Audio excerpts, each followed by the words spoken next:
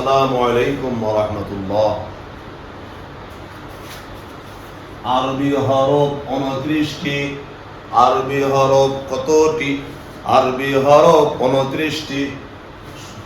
শুরুতেই আমরা যে আলিফ উচ্চারণ করব, আলিফে কোনো মদ হবে না।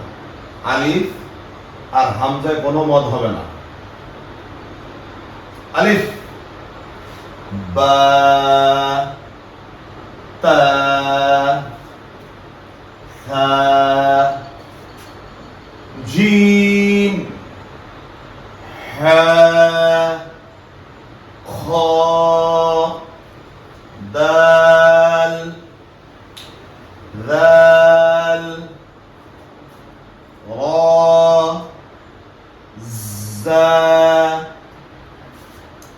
সিন, শিন, صاد ضاد